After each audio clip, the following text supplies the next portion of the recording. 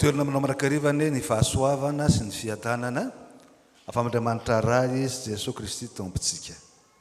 Amen.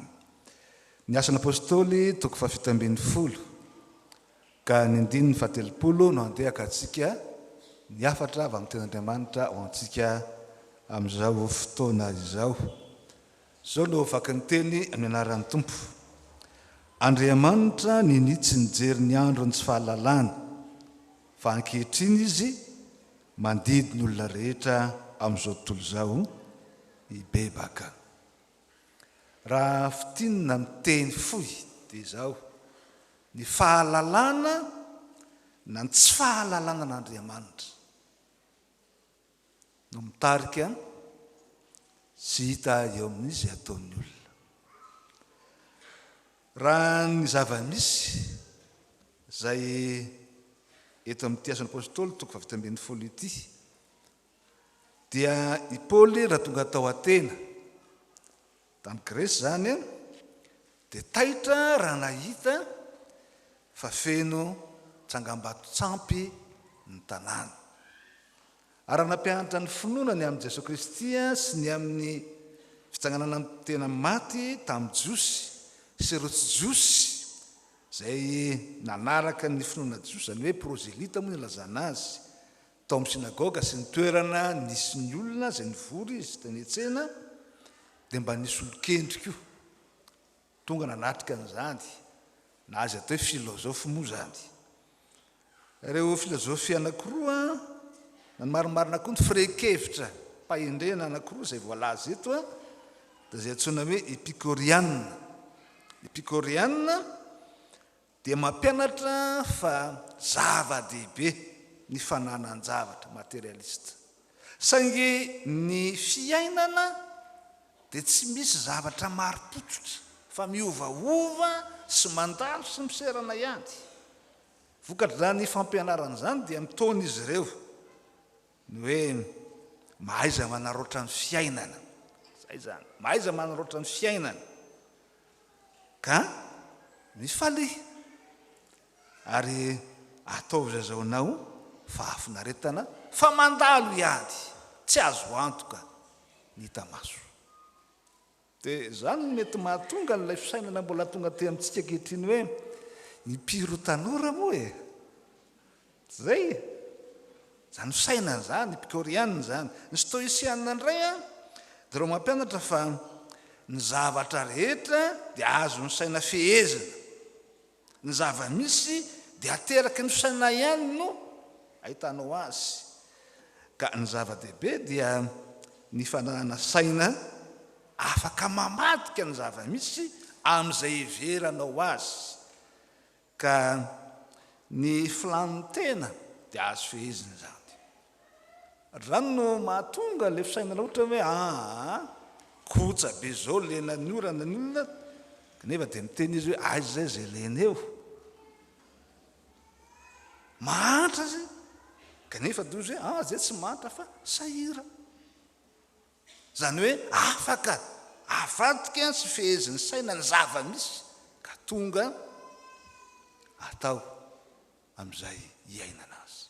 Zany ny stoicien, ary betsaka ny mampianatra ny hoe stoika, satria ny stoicien dia afaka tsy miferin'aina, afaka manova ny zava-misy amin'ny alalan'ny sainy fotsiny ihany.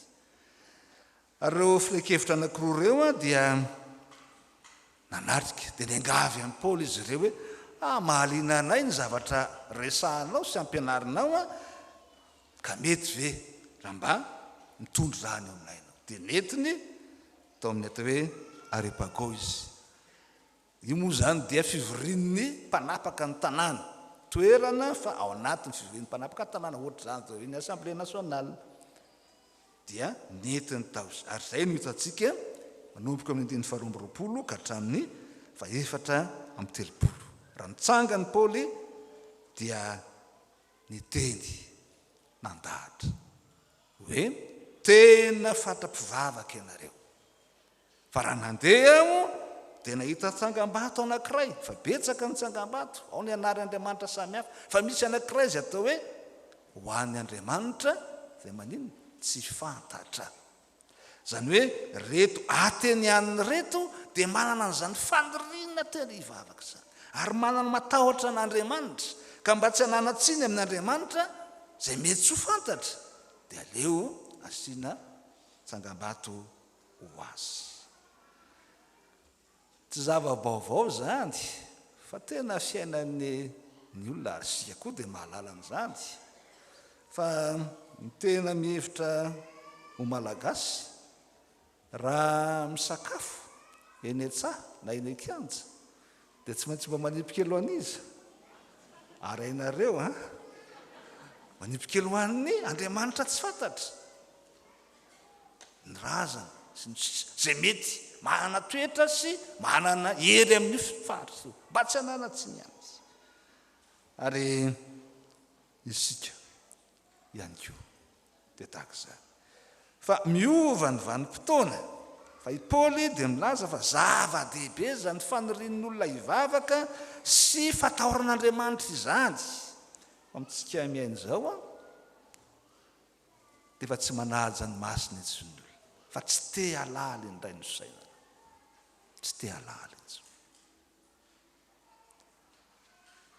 Dia amina malala raha ny andininy fatelopolo zay raisitsika eto dia manambara i Paoly fa misy vanim-potoana roa miavaka tsara eo amin'ny fiainan'ny olona.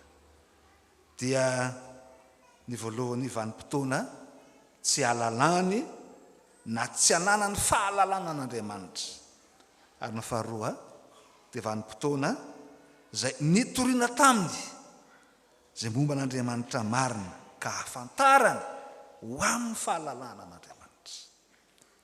Raha ny vanim-potoana voalohany ary zay vanim-potoana tsy ahafantaran'ny olona an'Andriamanitra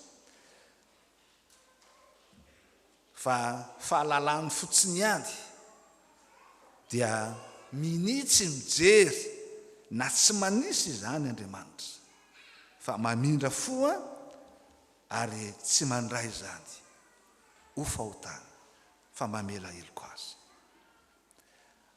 Marina tsara zany natao hoe fahalalana sy ny fahafantarana.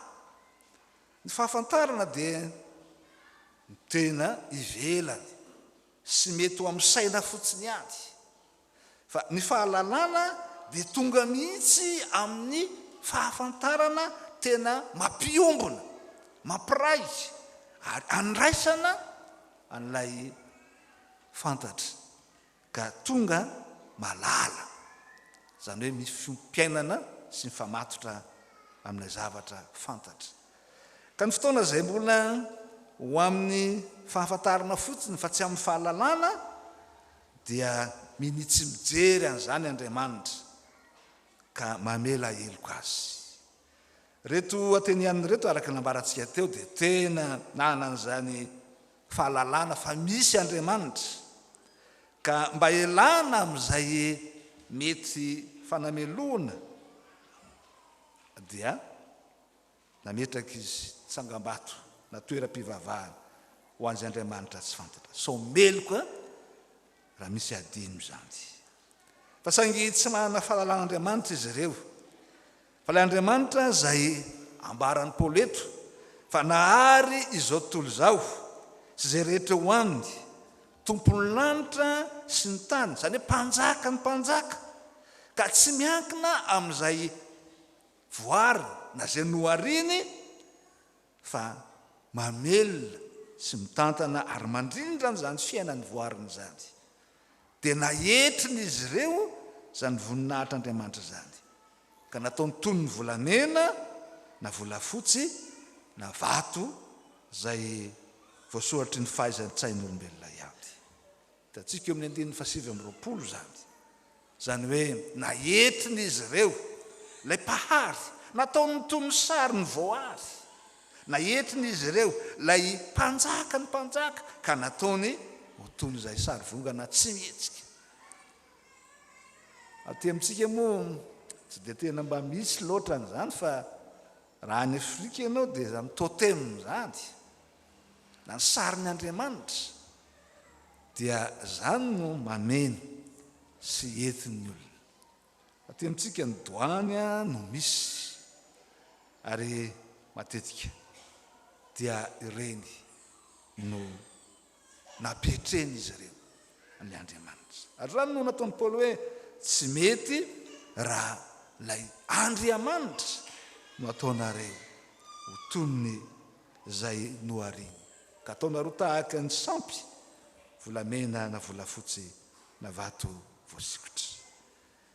Lavina malala to tsy dia lavitry ny fisainan'reto antenianina reto ny fahafantaran'ny akamaroantsika malagasy an'Andriamanitra.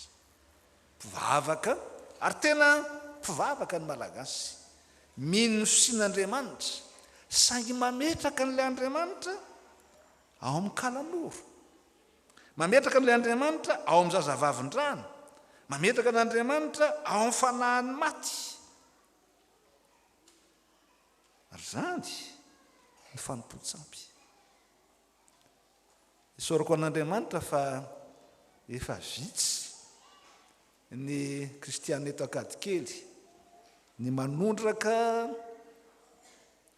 toka fiarakodia izay mitondra ny razana. Fa zany mantsy mbola endrik'ilay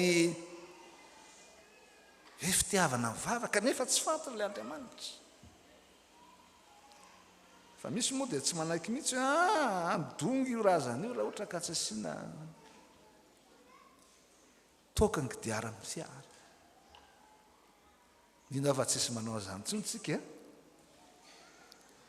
Ary zany no endrik'ilay fanetrena n'Andriamanitra, lay nahary tompony herehetra ho tony zay tsy manan-kely, ka fahafantarana fotsiny ihany, fa tsy fahalan'Andriamanitra zany.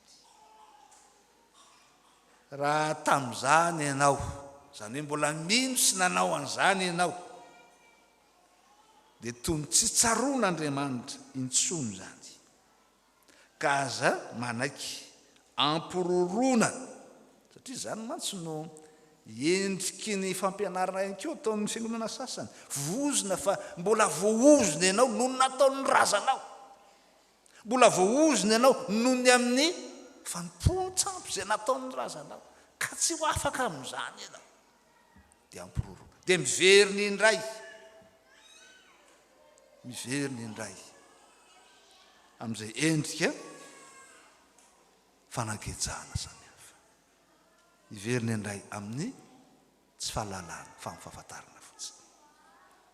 Ka ho anao ary zay efa nahafoy zany fahafantarana zany, ka nanao dingana amin'ny fahalalan'Andriamanitra ao amin'i Jesosy Kristy, dia mahatoky fa Andriamanitra efa tsy manisy intsony ho eloko ny razanao, eloko ny razanao. Ary zany ry havana no fanambanana goavana zay ataon'ny Paoly eto. Fa betsaka mantsy sika ankehitriny no ampiroroana, ka averiny indray hoe andeha hanapaka ozona, averiny indray ho amin'izay samihafa rehetra. Ka ny antony fahantrana izy ireo dia satria tao anatin'ny tsy fahalan'Andriamanitra ianao, dia mpanaovana sorona indray zay endriky ny tsy fahalalana izany. Zay ny vanim-potoana anankiray, ka mahatoky fa rehefa nanaiky an'i Jesosy tompo sy mpamonjy ianao, dia Andriamanitra nanadino izany, zany hoe miny na manafaona izany. Fa ny vanim-potoana anankiray kosa dia ny ankehitriny, zay lazainy hoe fa ankehitriny kosa izy dia maninona, mandidy ny olona rehetra amin'izao tontolo izao, maninona, hibebaka. Ny ankehitriny dia ny vanim-potoana zay nitoriana, tahaka an'izay natao tamin'reto antenianina reto, nanambarana taminao le Andriamanitra marina, zay tsara n'izao tontolo izao, mba hahatongavanao amin'ny fahalalana azy. Ary ny fahalalana azy dia ny fanekena azy ho tompo sy mpamonjy eo amin'ny fiainanao. Ny hoe manaiky azy ho tompo sy mpamonjy, dia midika arak'izay ambaran'ny Paoly eto, ho fanehoana eo amin'ny fiainanao, eo amin'ny fahavelomanao, eo amin'izay maizy izy azy ianao fa efa miara-maty tamin'i Jesosy Kristy ianao ary niara-nitsangana taminy koa ka tonga olom-baovao. Ary zany ilay teny lazaintsika matetika hoe raha misy olona amin'ny Kristy dia inona?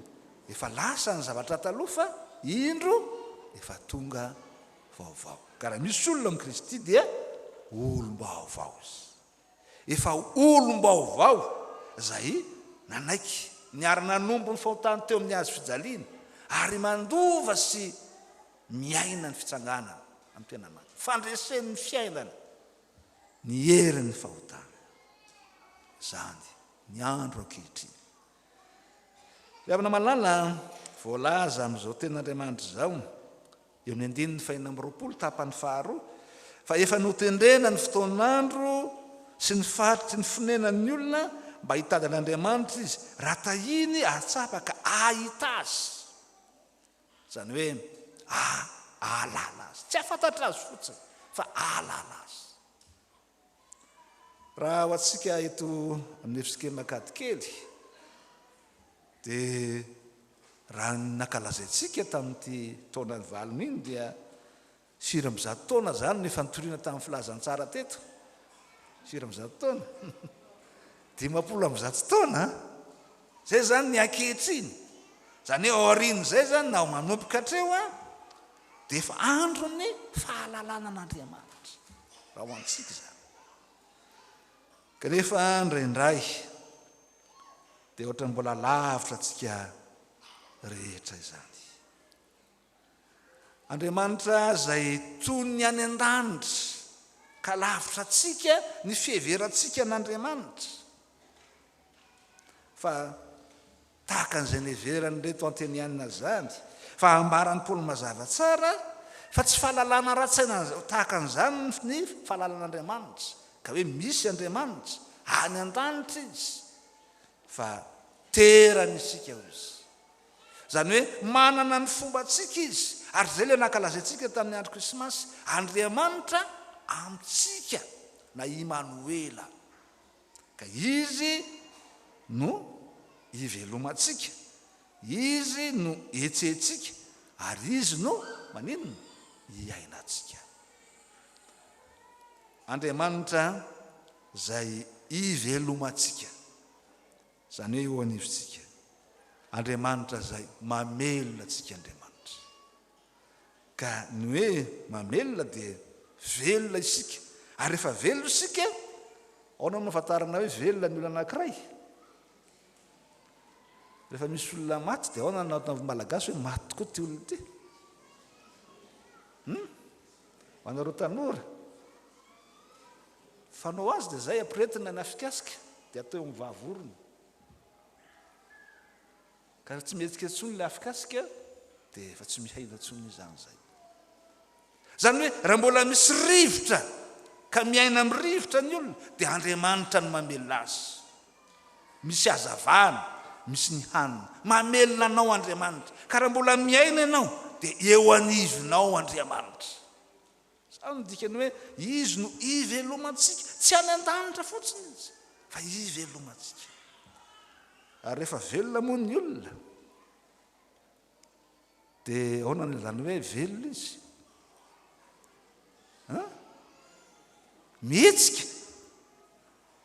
Fa na velona azy ianao ka lapatra fotsiny ohatran'ilay tantara kely teo, manao mody maty ka tsy tena maty tokoa satria natolotra ny fanahiny dia mbola tsy amin'izay. Ary zay mahatonga ny Paoly hoe ivelomantsika izy sy ietsehantsika mihetsika.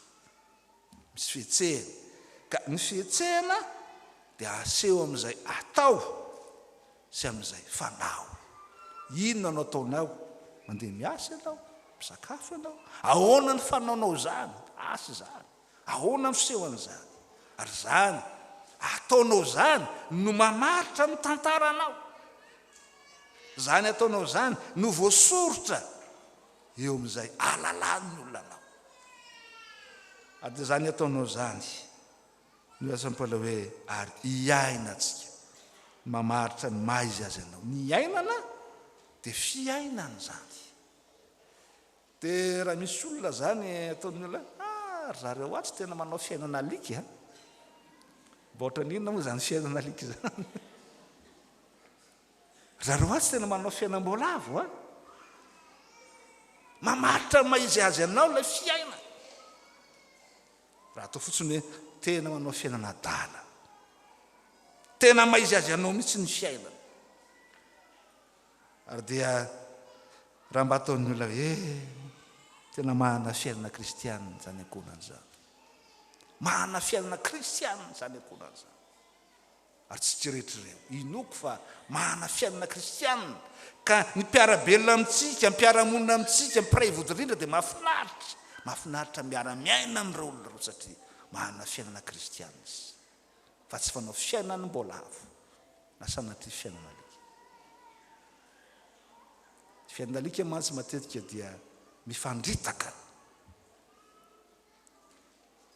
fa ny fiainana kristiana ary zany milazana hoe izy no ivelomantsika etsehantsika ary iainantsika ka zany no mamaritra antsika isika dia manana fiainana kristiana satria efa mahalala n'Andriamanitra ary zany no ahafahantsika miteny hoe tsy izao tsony ny velona fa Kristy ny velona tao anatiko zany hoe ny fiainanao dia ahitana ny fiainan'i Kristy ny maziazy ny Kristy ary zany no maha-kristianina antsika na aiza na aiza dia manana ny fiainan'i Kristy raha mahalan'Andriamanitra ary ny olona dia hita eo amin'izay mahazy azy ny fiainan'Andriamanitra na avadika amin'ny teny hafa dia zao ilay Andriamanitra zay fantatsika ary tonga haitsika any an-danitra dia hita eo amin'ny fiainantsika ity amin'izao tontolo izao ka hisy fitsarana zay anavahana ny olona hoe mahalala n'Andriamanitra izy ka ny fiainany dia fiainany zanak'Andriamanitra ary zany nambaran'i Paoly naterana isika dia indraindray fialan'ny ray aman-dreniny hoe zay nge tsy niteraka hafanahy fa niteraka nofo fa na zany aza mba misy toetra ihany lovana amin'izay niteraka misy toetra ihany zay raisina amin'izay niteraka ary misy ihany afantarana hoe zanaky rahaniny ity sy zanaky rahaniny ity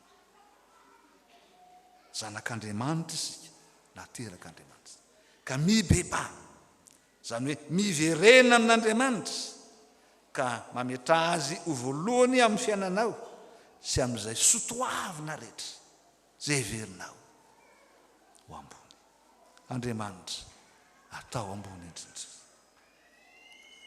satria Andriamanitra dia ny andro ny tsy fahalalana fa ankehitriny kosa izy mandidy ny olona rehetra hibebaka ka miverena amin'Andriamanitra fa ataovy ao ambony indrindra sy voalohany indrindra amaizy azy ianao Andriamanitra dia hita sy andray tsy hoe zava-mahagaga fa ny fahafenon'ny fiainana zay ivelomanao etsehanao ary iainanao ianao efa nilazany Paoly dia nitatsika teto dia zao nisy ny aino an'i Paoly ary nisy nanda